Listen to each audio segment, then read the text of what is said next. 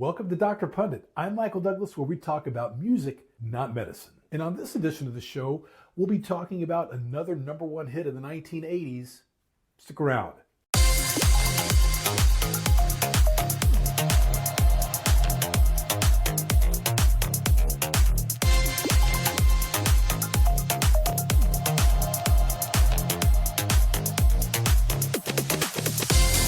Hey everybody, welcome to Dr. Pundit, and on this edition, it's another number one hit of the 1980s, These Dreams by Heart. Until the release of their self-titled 1985 album, the band Heart predominantly composed their own songs. However, in 1985, they inked a deal with Columbia Records and sought assistance from seasoned songwriters. One such collaboration resulted in a track penned by Bernie Taupin, of course, of Elton John fame, and Martin Page, the guy who had a top 20 hit in the 1990s called In the House of Stone and Light. That guy. Taupin, of course, renowned as Elton John's lyricist, ventured beyond his usual orbit in the mid-1980s, crafting lyrics outside of Elton's repertoire. Impressed by Martin Page's work with a group called Q Feel, now I've never heard of this group, Q as in the letter Q, F-E-E-L, Taupin selected him to compose the music. Their first collaborative effort, We Built This City, went to number one for Starship in 1985, followed by These Dreams that summer. Initially titled Boys in the Mist, Taupin envisioned the song for none other than Stevie Nicks, infusing it with a dreamlike quality reflective of her style. However, of course, Nicks declined, leading Page to adapt the music and to change the title. Nancy Wilson, who usually handled backing vocals, took the lead on the song These Dreams, a dedication to Sharon Hess, who was a close friend who tragically succumbed to leukemia. The song choice for the dedication was influenced by Nancy's lead vocals and the profound connection between her and Sharon. The dedication unfolded against the backdrop of shared moments, including Nancy's visit to Sharon in the hospital during a particularly challenging time during Sharon's illness. In 1985, recognizing the significance of music videos, Heart collaborated with director Jeff Stein to create a visually compelling video for These Dreams.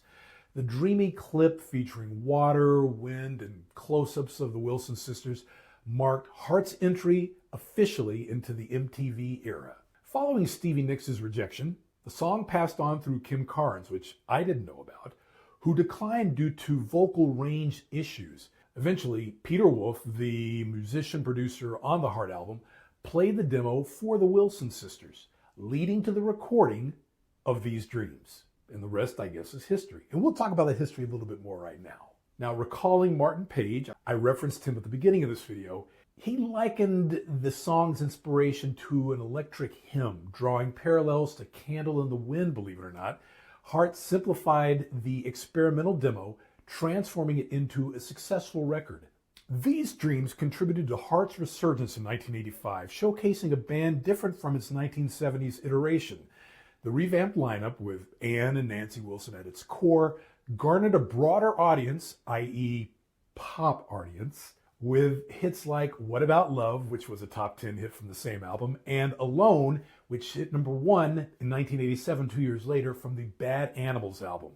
Produced by Ron Nevison, the Heart album solidified the band's success. Nevison, known for his work with Led Zeppelin, initially thought These Dreams would be a perfect hit for Nancy Wilson. And if any of you are favorite fans of The Family Guy, well, that show featured an animated Heart performing a modified version of These Dreams called These Beans, showcasing the enduring influence of the song at that time. Now, I'm not sure if it's as enduring since that episode, but I thought I'd mention it anyway. Ann and Nancy Wilson even recorded their vocals for this humorous adaptation in the Grim Job episode, which aired about almost 10 years ago in 2014. Now, why do I like These Dreams? Why does it reach out to me? Why am I including it in my number one hits of the 1980s editions here on Dr. Pundit? Well, These Dreams has a very melodic feel. It does bridge that gulf between a pop hit and just embarking on a progressive pop rock sort of delivery. It's got a captivating arrangement.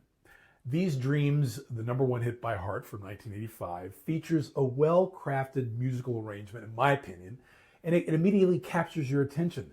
The chord progressions in the song leading to its composition, its instrumentation, its dynamics, all of these things contribute to its overall melody. And I guess it's one reason I like it, and it's one reason it's been a staple of 80s adult contemporary going on almost 40 years. The interplay of all the instruments, such as the synths, the guitars, they create this lush, atmospheric, sonic landscape that really draws listeners in. Another reason I think I like this song is it resonates really emotionally. It takes me back to my senior year in high school, 1985. I didn't purchase the Heart album. I bought this song on CD single. They were making those at the time. And it evokes a feeling of, I'm finally going to college in a year or so. It was great to listen to on radio. It was great to study by. And, the story courses, the subtleties in the verses, the melodic structure, it really had a powerful impact on the way I perceive the song. And these highs and lows in the melody create a sense of tension, but release of that tension overall adding to the emotional depth of the song. And of course, the memorable hooks. Catchy hooks, memorable musical phrases are often key components of a song's melodic appeal, and These Dreams really has that. There are also memorable motifs that stay with you. All of these elements contribute to the song's likability and, of course, replay and enduring value. What would it be without lyricism? This is where Bernie Taupin contributed.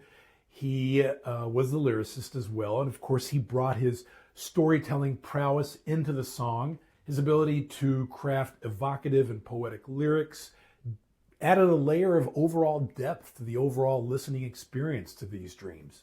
These lyrics can convey a compelling story, employ vivid imagery through the words, and explore universal themes that really resonate with listeners. And of course, aside from the obvious title, the song really does evoke a dreamlike quality. The thematic choice of dreams in the lyrics and in the video adds a surreal quality to the song, and this can create imaginative and introspective atmospheres which allow listeners to interpret the lyrics in their own way. And the dream motif can contribute a sense of mystery, perhaps, or a connection to the subconscious, which I think enhances the song's intrigue.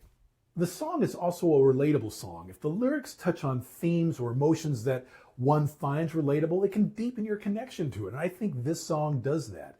Whether it's themes of longing, introspection, self-discovery, the lyrics can mirror aspects of your own experiences, and it makes the song more personally meaningful. Now, a lot of those feelings are outside of the scope of my critique of this #1 song from 1985, but I think you get the idea.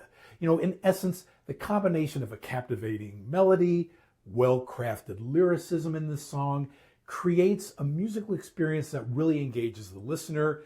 It's why it's always been a favorite of mine in almost the 40 years it's been out. It enhances the imagination. It provides a rich and enjoyable listening journey, a pastiche from beginning to end. It really is a nice pop song. These Dreams by Heart, a #1 hit from the 1985 Heart album. The other top 10 hits were the #4 hit, Never, the #10 songs, What About Love, and Nothing at All. I'm Michael Douglas, and if you like what you see here on Dr. Pundit, please don't hesitate to like and subscribe. And as usual, as the late great Barry White used to say, let the music play. I'll catch you on the next video.